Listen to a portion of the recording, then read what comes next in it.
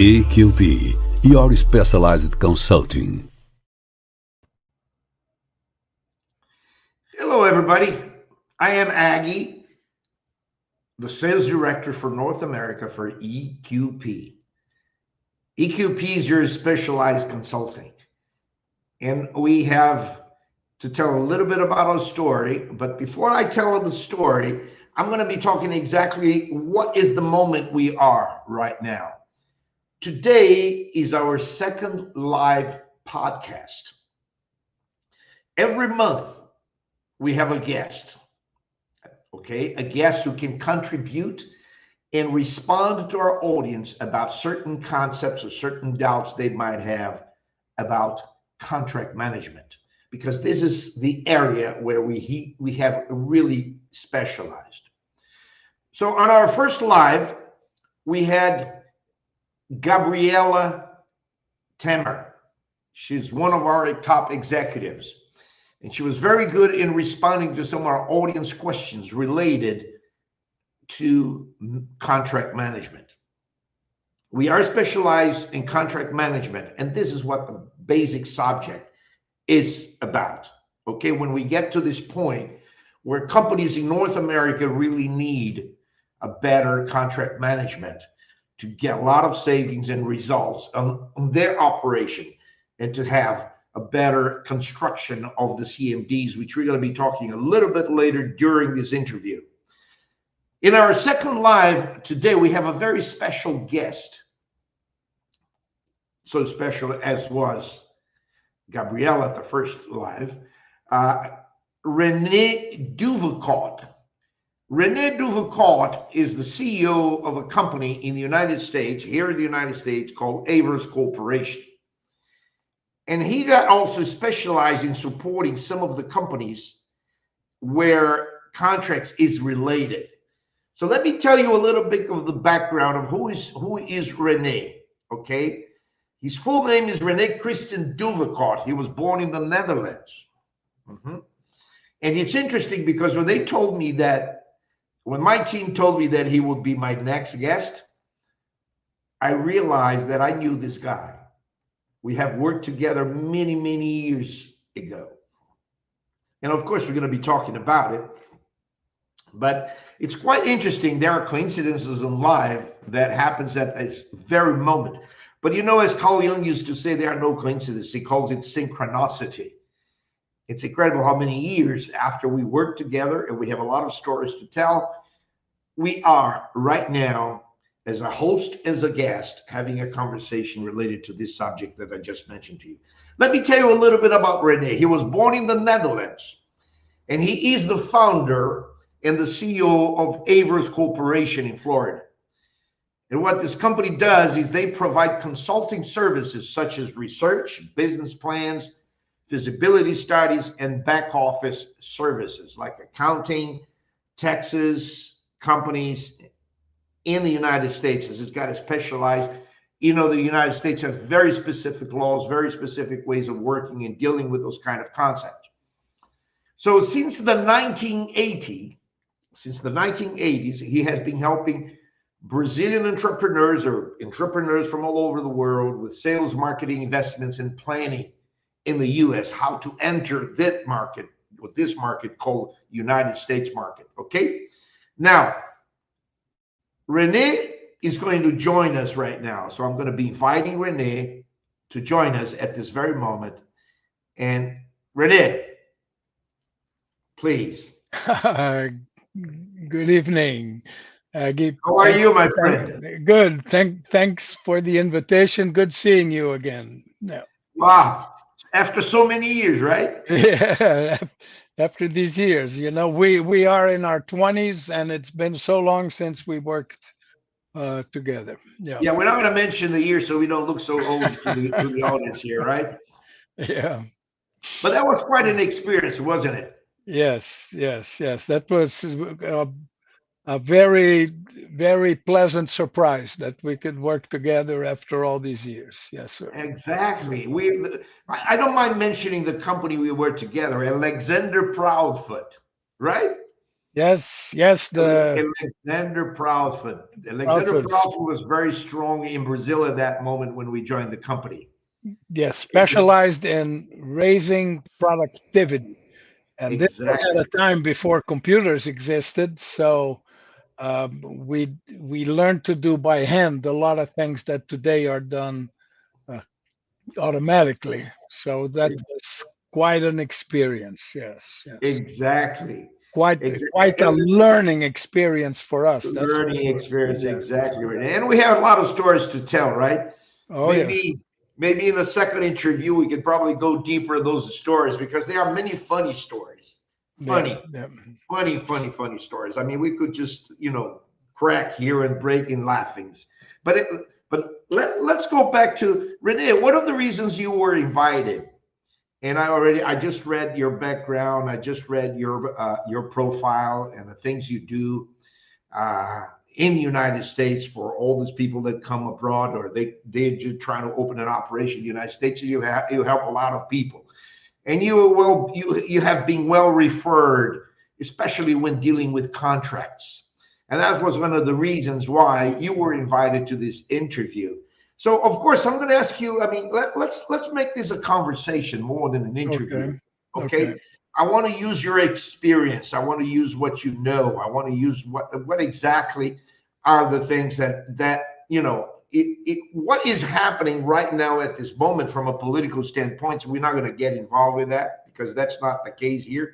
But we certainly want to talk about contracts. Okay. Yeah. And as our company was born in Brazil, the company was born at Vale, which at the moment was called Vale do Rio Doce, but right now it's just Vale Mining or something. It's one of the biggest companies in mining, and where we got specialized because the company was born inside Vale. And there, of course, we're expanding to the world right now. We are in Europe. We have been in Central America. We are now in the United States, North America, covering Canada, United States, and Mexico. So there is a little bit of expansion of this conversation we're going to have. But the main question, which I have made a lot of notes here, so you're going to see me taking some checking on this paper here because I have a lot of questions that was already pre-presented to us by our audiences, what kind of interest these people have.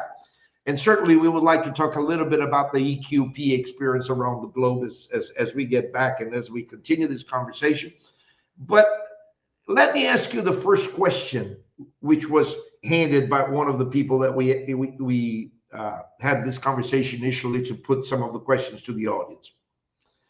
What are the main cultural differences, René, in the way people and companies handle contracts in the United States? I would say in a lot of different in other countries, you will see a world where business is more vertically integrated. United States is extremely horizontally integrated, let's call it, which means every company in the States will be using many more suppliers, many more service providers than they would use in other countries. So these relationships, the United States has learned to make them extremely precise, extremely detailed, and uh, you know, compliance is the name of the game. So everything has to be complied. There's this little thing called fine print, which Mm-hmm. catches people the whole day with their pants down, so to speak. And recently, Deloitte uh, published a report. They interviewed, thousands of companies around the world. They not just the U.S. and Mm-hmm. they published like a 40-page report. Very very good. I really recommend interested people to to get a copy, read it. But this report, if you take the entire report and you had to summarize it in, let's say, one sentence, is organizations often treat contracts as static documents post signature. Sign the Mm-hmm. contract and forget it. Bad idea. Contracts require they require uh, not only compliance on our part, but they compliance ensuring the other parts are keeping their side of the deal. So ensuring that contracts are uh, kept, are looked after, are enforced Uh-huh. is crucial, and this makes systems, to manage contracts, to keep track of them, Mm-hmm. very important, because the more horizontally integrated your business is, the more contracts you will have, both with clients and with service providers. So on both Uh-huh. sides, it's crucial that you are aware of these contracts, and and that the contracts, that what you promised and what was promised to you. Yeah. And you monitor it and you control it. Yes, sir. It's interesting because I moved to the U.S. in 1998, and the second year that I was here in the U.S., we bought a house. My wife and I bought a house, and we had to sign this bunch of pages in a contract for the mortgage. Yeah. And you talk about fine printings, and I remember that's a very funny story, because when I was sitting there with the lawyers and our lawyer, my lawyer, and the company's lawyer, the bank lawyer, and there were a lot of fine printings, and I look at those fine printings and I asked my lawyer, I said, John, what those fine printings here really mean to me? Because I'm not going to read all that stuff, right? I don't have the time. I'm not prepared to do that. You probably did already. He said, Aggie, don't worry. If you pay your mortgage every month, there's nothing on those fine printings that will hurt you. But if you miss your payment, There's nothing on those fine prints that will protect you. We'll save you. I never forgot that because it was an incredible comment, right? The fine printings is exactly the point where people do not pay attention to those details. If you have a good lawyer, you have a guy like you, for example, who's specialized in those contracts or analyzing those contracts or putting those contracts together, you know, and they will probably be saved. We could say that, right? Let me go to the second question, René. You mentioned very well about, well, I just mentioned a little story about the fine printings that you comment there. How do you assess the importance attributed to contracts and contractual relationships in North America? You know, how do you assess that importance? I would think our audience would love to hear that. What our firm, we are not attorneys, you know, we are accountants and consultants, but what we tell our clients and our prospects, number one, in the United States, never lie, especially to the government. You know, when you land at the airport and the immigration gentleman or lady asks you, what did you come here to do? Don't tell him you came to visit Mickey if you came to visit a trade show. You know, be open, be blunt, because they are trained to determine if you are speaking the truth. Exactly. A lot of times they don't care what the truth is, but they do care, are you saying the truth? You cannot use that approach and to say, don't ask me any questions and I won't tell you any lies, right? You better not do that. Okay, better not do that. I'm sorry. But we basically tell them, if it's not written, it doesn't exist. Everything you say or hear is worthless. If it's not on paper, it will have very little, if any, legal value. Don't ever say, oh, but you told me that I don't need to pay on the day that it says on the contract. Forget it. If it says on the contract, you have to pay. You better comply with it. And so we encourage our clients to have everything they need on paper. If it's something simple, you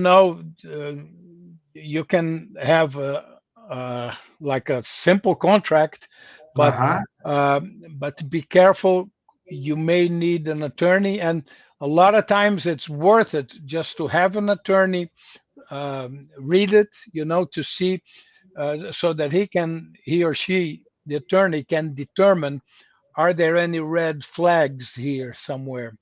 Is the fine print saying something that you should be careful with?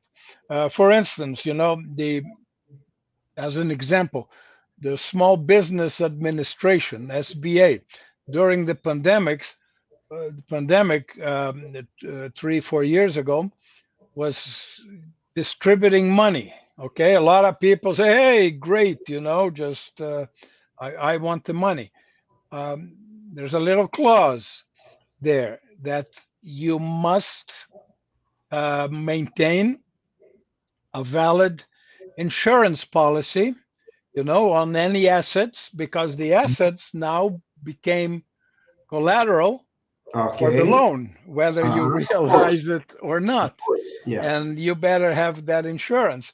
And we've had clients who received these loans and are not being careful in maintaining the insurance policies. Whoa, careful. You signed that. So things, a loan like that may all of a sudden be in default without the receiver of the money even being aware that he's in default.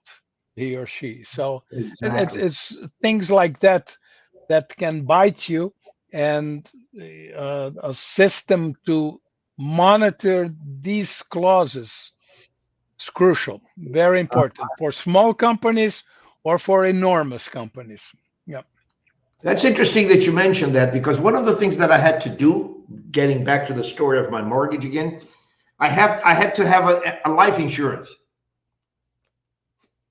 you know, in case of my death. Yeah. Because that somebody would have Yeah. to pay that mortgage. So I had to cover with an insurance. So behind every contract, you also, on those deals, you have to have it, you've got to have an insurance, right? Yeah. Yeah. Yeah. In fact, Okay. insurance is something that in the whole concept of insurance policies may not be as prevalent in other countries like it is here. Here you insure against everything. We have a client Exactly. sells say $5 or $10 million a month to Walmart. Whoa, your warehouse better have all the insurance policies that Walmart requires. Don't don't just take that for granted. There's liability insurance, Of course, which absolutely. companies in Brazil may not really be that familiar with. Whoa, Walmart will want it, because if somebody eats whatever it is you're selling and has a tummy ache, and all of a sudden you get a $2 million lawsuit, and Uh-huh. or trademarks, oh no, just copy what the other guy is doing. Whoa, careful. So yeah, so Another so question, yeah, another question for you, René. yeah. What are the legal and commercial approaches to use in the U.S. and how do you see the evolution of those contractual practices? Well, that will depend a little on what industry you are uh, participating in. Hmm. The one thing I learned is, of course, you are normally wise in using attorneys. The other Hmm. thing is, be very judicious on how you choose the attorney. Even though attorneys may not be very open in telling you this, they do have specialties. If you're looking for immigration, there are immigration attorneys. If you look for uh, contract, attorneys, they're specialized in that. Of course, that attorneys by default uh, can practice only in the state or Where states they pass the in bar which exam, right in which they are licensed. So you need to um, your effort in selecting attorneys is very important. We normally tell them, get at least three three names with referrals, get actual referrals, right? Hmm. interview the attorneys, see how comfortable you feel in choosing him, and him or her, of course, and go from there. But So so um, yeah, so so so when they need help, they could probably talk to you as well, right? yeah, yeah. We can. We're normally pretty good at evaluating what they need and getting the legal advice needed. Yes, sir. Yeah, Absolutely. You yeah. could probably refer a couple of Well, and lawyers. and also there's the language. We deal with a lot of clients from Brazil, and Hmm. um, the uh, one issue we found is that a lot of information that is available in Portuguese um, has actually been translated from legal texts that Uh-huh. were written for an American audience. And so now you have a Brazilian entrepreneur, let's call it, taking advice on the internet that was written for a totally different audience than, or a different profile, let's say, than he is. Very dangerous, because Of course. the advice will say, "Oh, do this." Well, it's being written for an audience who pays income taxes in the U.S., who has legal residence in the U.S., and careful before you start Absolutely. taking that advice. Yeah. Okay, So take, culturally, yeah, those are some of the nuances that we are careful with. absolutely. Absolutely. So there is the language barrier you mentioned. You are fluent, I understand, in Dutch, Portuguese, Dutch, English, and Spanish. Portuguese, and English, and And some of Spanish. our clients speak Spanish, but we have personnel Okay. fluent in Spanish. Yeah. Very good. Now let's go to the next question, because I think we're moving forward here, and giving our audience a real prospect of what we're talking about in terms of contract management here. Yeah. What are the main consequences? Not all of them, but if you can give us a couple of examples. Hmm. What are the consequences you have seen or you have had with companies in the U.S. for not strictly following contracts?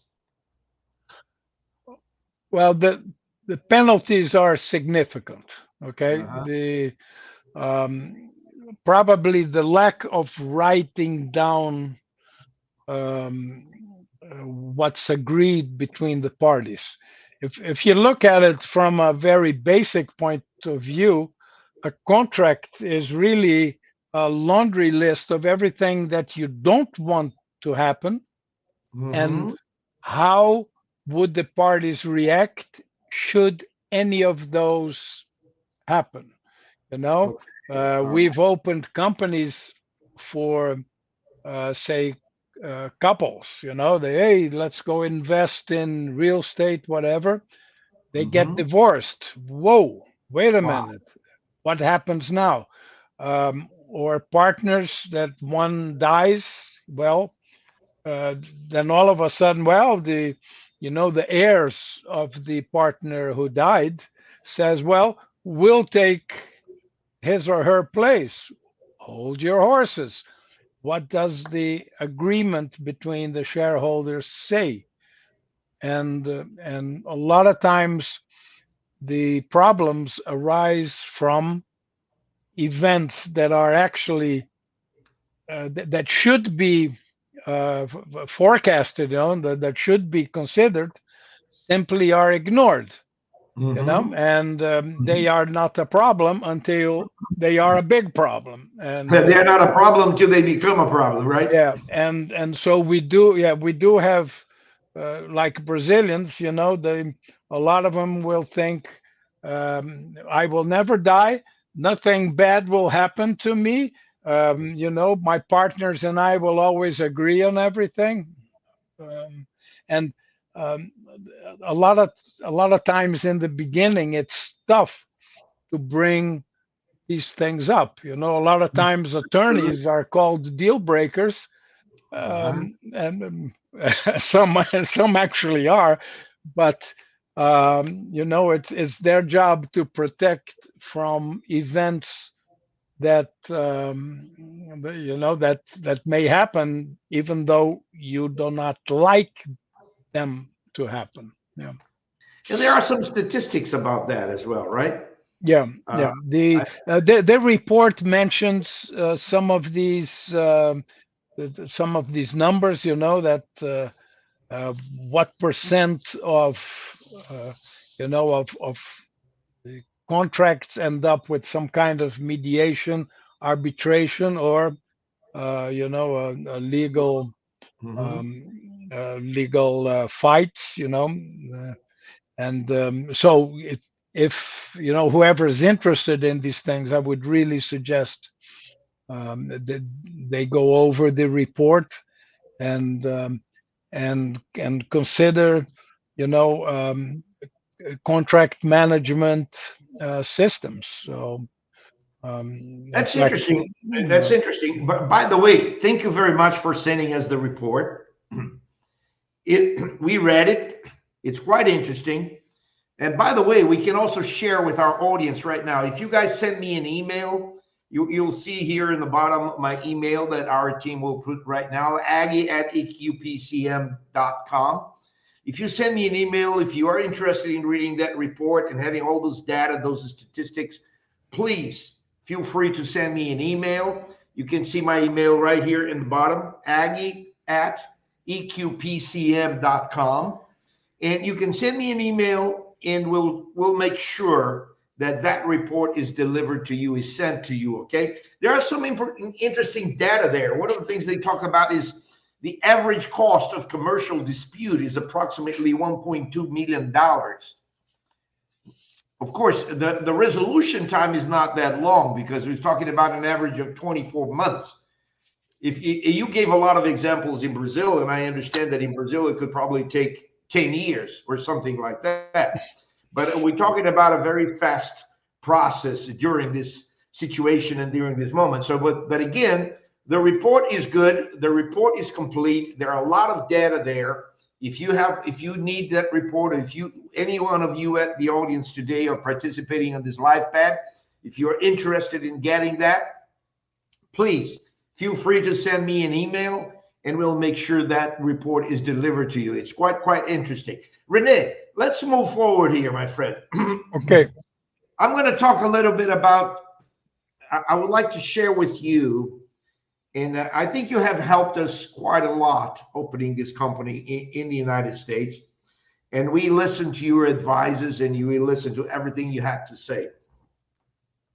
But I would like also with your presence here is to share with our audience a little bit of what is exactly that EQP does and where we can contribute effectively, all right, with the American market as far as third parties and contract management is concerned. We have companies have a lot of challenges and needs. Our solution, which we call a specialized solution, and even in Brazil, we used to call it a boutique consulting, which is an expression very common there.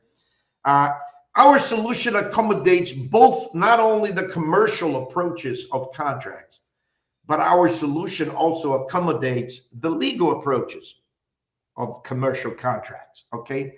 We have a model to offer the market because we have a strategic vision from the initial of the conception of the need of contractual closure with the provider, covering all phases of the contract life cycle, resulting in a comprehensive approach that ensures that all aspects of the contracts are managed effectively and efficiently.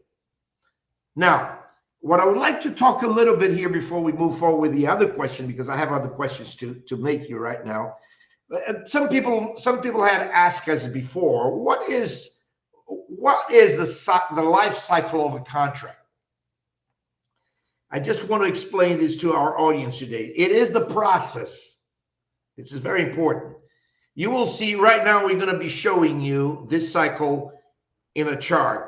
But I want you to understand, it is the process that delivers a value in commercial relationships, from the formation of agreements to complete execution.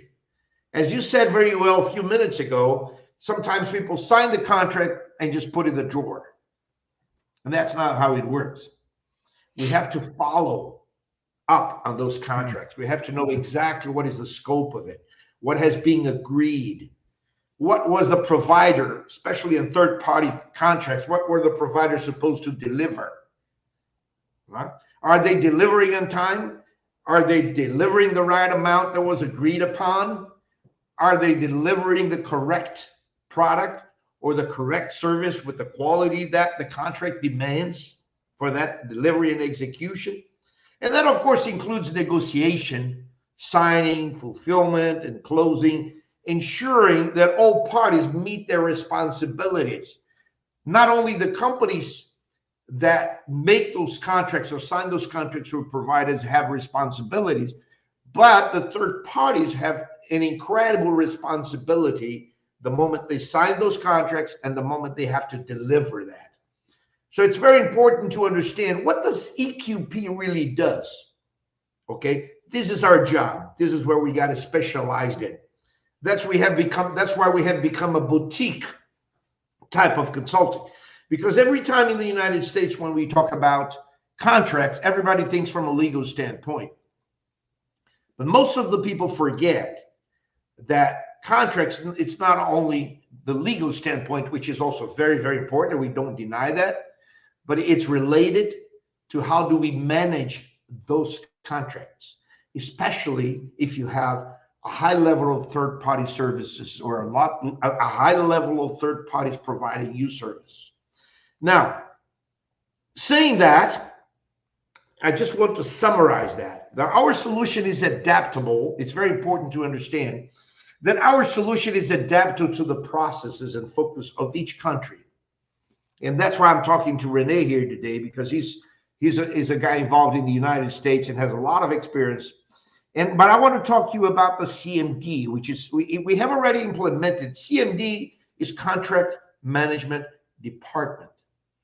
We have implemented in most of the companies that have been our clients, in most of our customers around the world, what we call a CMD, which is a Contract Management Department, which is one of the products we have implemented.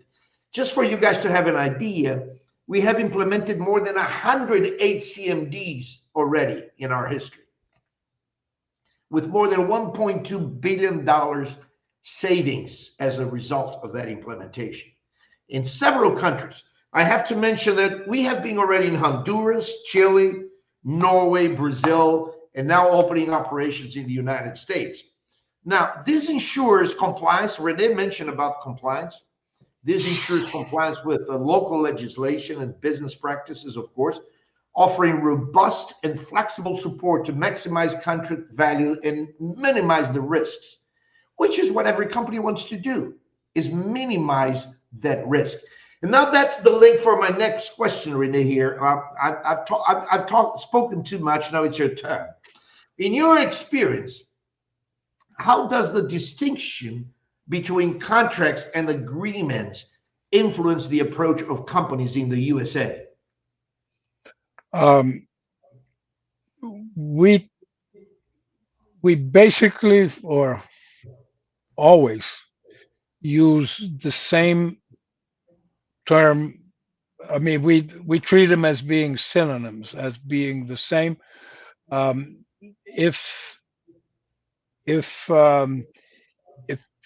a client wants to set the terms of a relationship, we suggest using, say, a letter of intent or an MOU, memorandum of understanding, which has no legal value. Okay. It MOU says has no legal value. no legal value. Say this is what we like. Both parties agreed, and once both parties agree to it, then it's converted into a contract, which then, yes, has legal value and will state very clearly the consequences of non-compliance to any clause or any requirement. Now, so we AVROS, AVROS, we can help with creating the MOU, creating letters of intent, this kind of document. But if there's a lot of money involved and it's the consequences are serious, then attorneys will help us with the exact terms and the the text that the contents that will be legally enforced. Yeah. Mhm.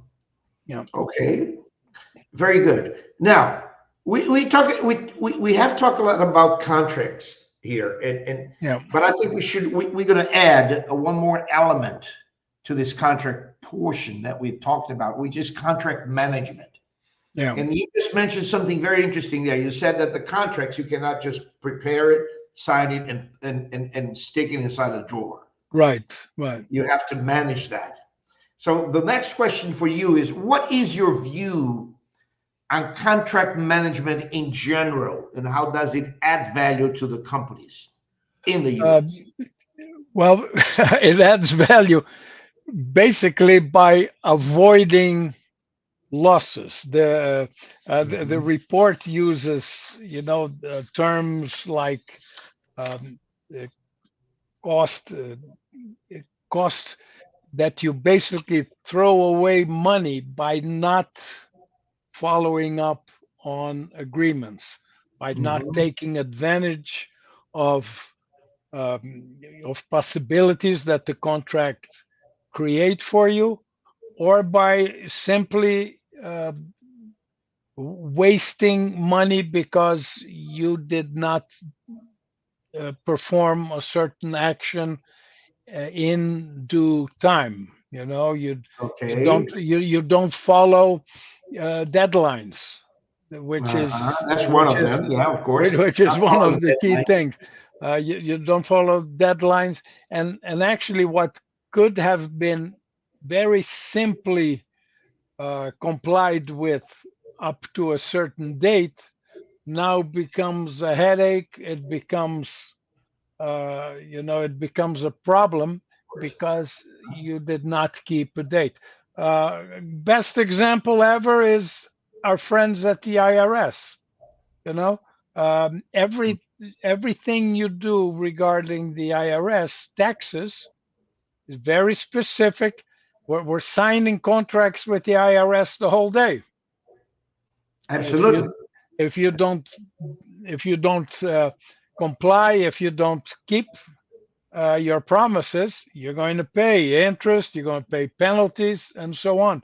Same thing, contracts with clients. If we sign an agreement with a client saying that on such a certain day we will deliver such a result, we Mhm. don't do it. Oh, we may lose the client. We may have penalties. We do not like to lose clients, and the service providers who do things for us don't like to lose us as a client as well. So Uh-huh. when you Okay. say contract management, Mhm. you must know what you promised. You must know what has been promised to you. You must keep track of that. You take something as simple as a contract management department, simple, quote unquote. Um, they keep track. Such a department keeps track of these promises and Mhm. ensures that you keep your promises and you you enforce promises made to you. Yeah, yeah, Now, interesting because the report you sent us, it mentioned the Deloitte report that you sent us, which right. again I mentioned, it's quite interesting, and I think a lot of people involved with contracts should read it. And thank you so much again. And I already promised that we'll be able to deliver to anybody who's interested in reading that report. And we're Uh-huh. showing that image right now on our screen to show people about that report. But that's interesting. I've got some numbers that call my attention here, René. If you want to make Yeah, some comments about it, please do. It says that 78% of organizations have made investments in CLM, in other words, investment in contract lifecycle management, to improve visibility and control of those yeah, contracts, yeah, yeah. as well as to accelerate processes and reduce costs.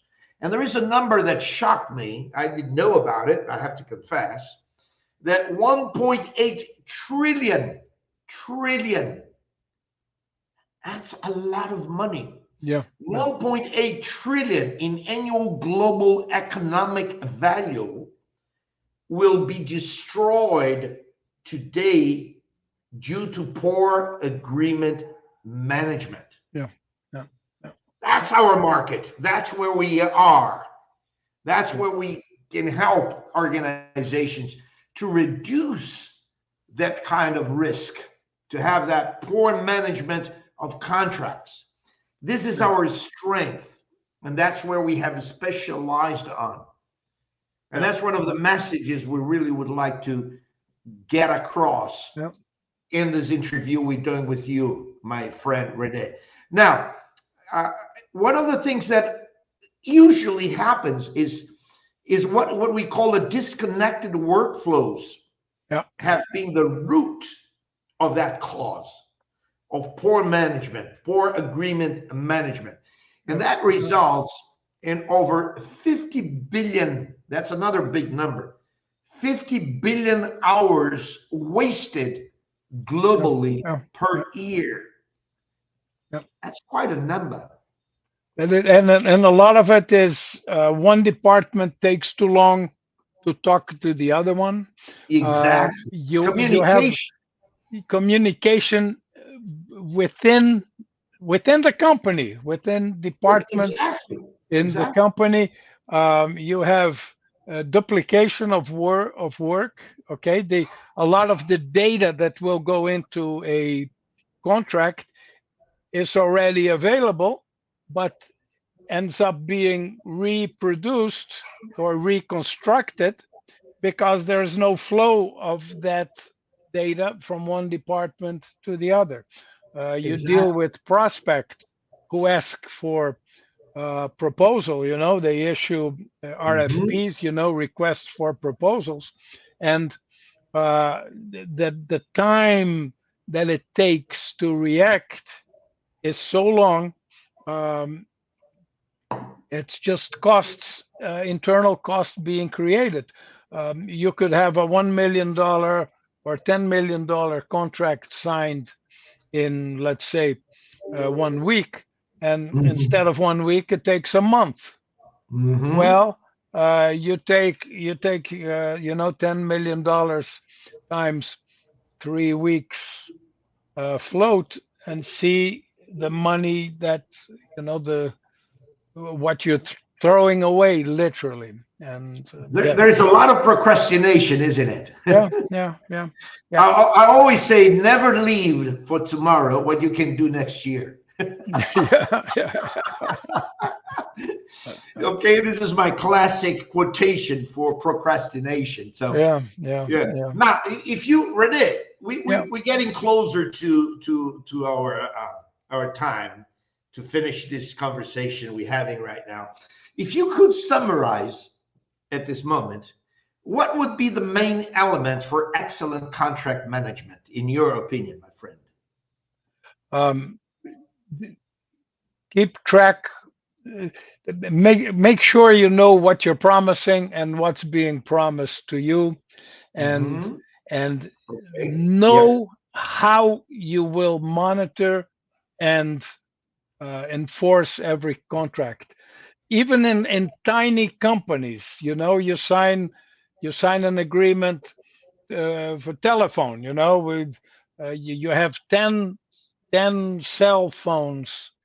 Is somebody looking at the bill every month and making sure it's exactly what was expected? See, a lot of expenses get posted in accounting without any double check. Hey, is this actually being done? Former presidents of the US always say, trust but verify. Yes, okay, I will trust AT&T. I love them, but I will I need to verify that what they're billing me is what they said they were going to do, and is what I bought. So even little things, little contracts, I, they have to be, kept track of. Yeah. Yeah, And so in the yeah. auditors, they don't socialize with you. No, but they're not there to socialize. They're there to Exactly. make sure, Exactly. So if you, yeah, you if can I love want a your friend, I provider. go to a Rotary Club. I don't want friends. I want to make sure the contract is Exactly. kept. Yeah, Exactly. I mean, you can love your provider, but sometimes you don't socialize with them, so you don't mask things around that's a right. little Yeah, bit. no, Make sure no the conflict compliance. of interest, please. Yes. Exactly. There's a conflict of Yeah, interest. Make sure the compliance is there and yeah, make sure it's yeah, well management. Correct. yeah, yeah, yeah. Now, uh, can you tell us now? I mean, now we're going to talk about a little bit of your company. Can Yes. you tell us and share with our audience today, René, how can your company support people and businesses in the US? You know, what are the main services you offer? It's your commercial time Yeah, now, my yeah. friend, and that's it's always part of our exchange of experience here because we want to talk about EQP, but we want to make sure our audience knows what René can do to help Yeah. these companies to do business in the US. What are the main services that you offer? Okay. Please share with Well, our we audience. AVROS has been created to help foreign companies to be successful in the US. Okay, Okay, that's one. we Yeah. we help foreigners to do business on a successful way, in a successful manner in the United States. I've been doing this now for about 40 years. That's 40 years. 40 Uh, years. yes, sir. Yes, Okay, that's good. Quite since an experience, huh? yeah, since the 80s, and and we we believe very strongly in knowing and obtaining information about the U.S. Before doing things. We believe in planning. Okay, Mm-hmm. planning. In that book, a very good book, by the way, The 7 Habits of Highly Effective People. Uh-huh. Everything Yeah, is I read created. that book. It's ev- interesting. Everything is created twice. First, in the mind of the people who want to do it, on paper, please, and then in the real world. So we believe in planning. We believe in financial projection ahead of time. We believe in making sure whatever you want to do is feasible. Okay, don't just go jumping into the lake before you know how deep it is, before if you know if there's alligators there, know what you're doing. So we believe in following a certain sequence. First Uh-huh. Uh-huh. getting information, then calculating your feasibility. Understanding if you have enough money to actually attain, your cash flow break even, Uh-huh. because every business needs to develop traction. Traction means you have enough business coming in to pay for your expenses, So Absolutely. Absolutely. we believe in that in planning, and over time we added our back office work. So we perform accounting, which is always online, so the client can learn about the United States. All our training is always without cost. We want our clients to know what we do, how we do it, and so we never charge for training. Bless their hearts. We love clients who ask questions. Okay, if they don't ask questions, we worry, you know. And so the U.S., like you said, uh, everything here is done contractually. We have a saying: fixed costs are your enemy in the United States. You everything you can, variable costs. If you need it, you buy the service, pay for it. If you don't need it, don't start renting warehouses that sit empty. Don't start hiring people with 50% productivity. Mhm. Hire, by contract if at all possible. So that's what we do. We help them plan what they do. We help Very them good. implement what they do here. We help them manage what they do in the United States. Incredible. Yeah. Incredible. Very good, René. Very good, René.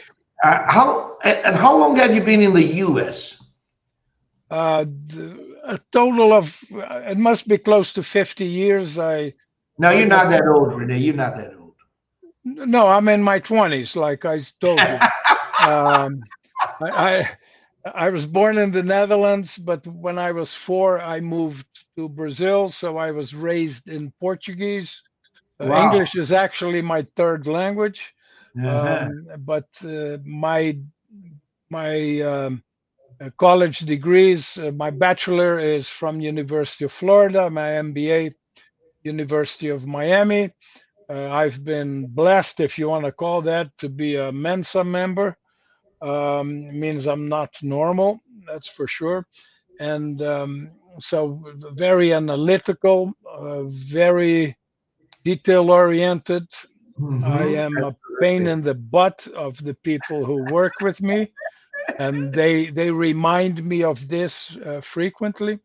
But it's that's the way we are. We're very Absolutely. result oriented. Yes, sir. Renee, that's incredible. Now let me share with our audience the prank you and I played together the time we were. Yes. I think that's a funny one, right?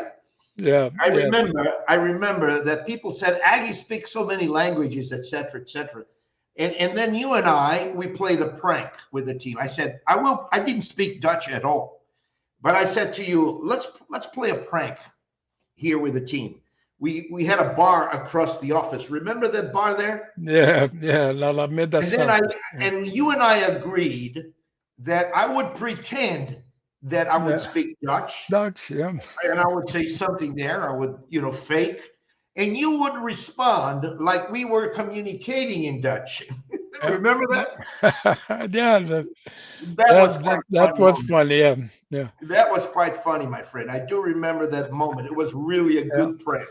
And they Yeah. look at me and said, "This son of a gun, he also Yeah. speaks How Dutch. many languages does How this many? Aggie speak? Yeah, how many languages does really speak Aggie, right?"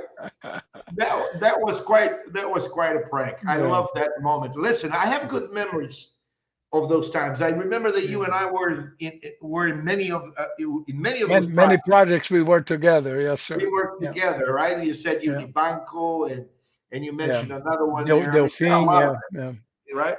And we worked together, and they were old good times. Old Yeah. good times. I have a good memory, and my surprise. It's interesting. We are finishing this conversation, but my surprise is exactly when Bob came to me, Bob is our operational director, and he mentioned, "I want you to interview René Duvekot." Yeah. And I said, "Who's this guy?" And then he started talking about you, and I said, "I know this guy." Yeah. We There you worked go. together many years Yeah. ago. Yeah. Yeah. Isn't that amazing? René, That or René. I mean, that- that would sound more proper. René, I really would like to thank you, my friend, for the very well. I time thank you for the opportunity. Yes, sir. you allocated for this interview. You can't imagine how we value that. And your contribution is significant.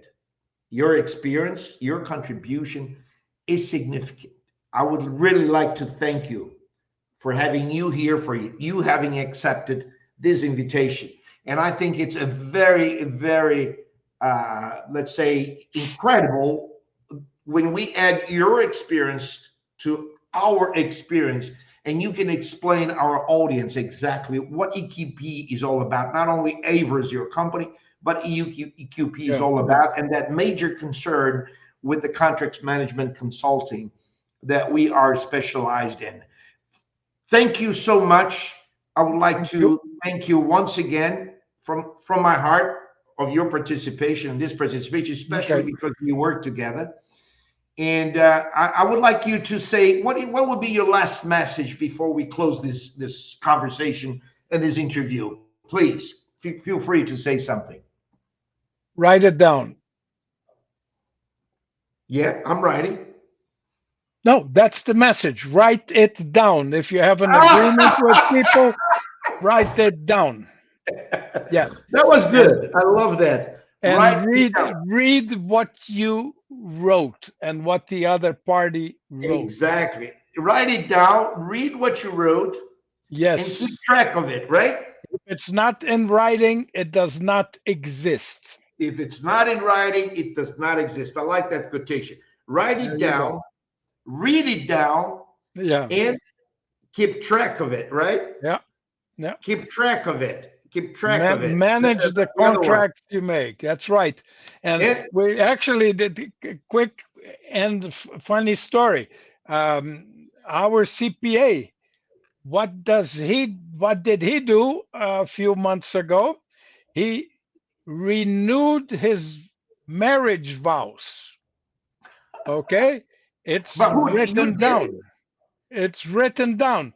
So his wife said, hey, you promised to mow the lawn.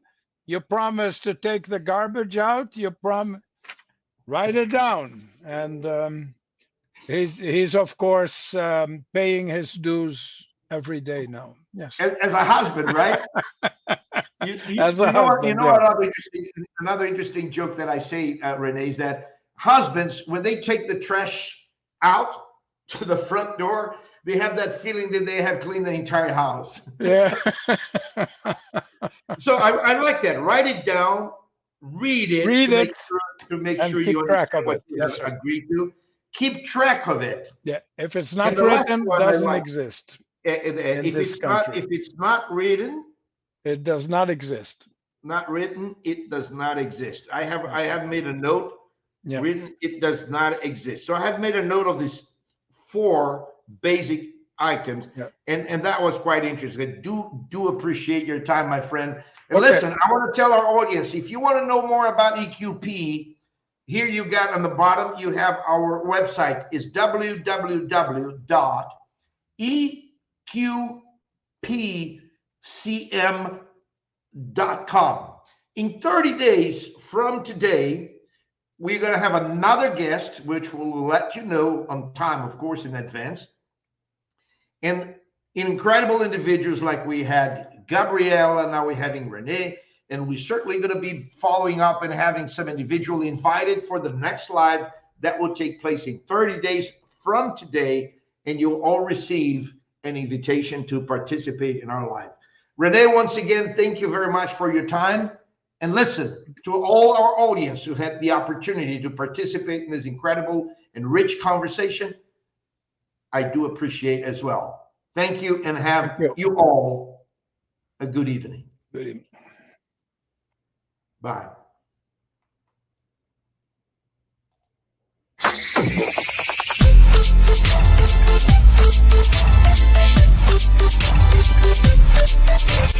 EQP, your specialized consulting.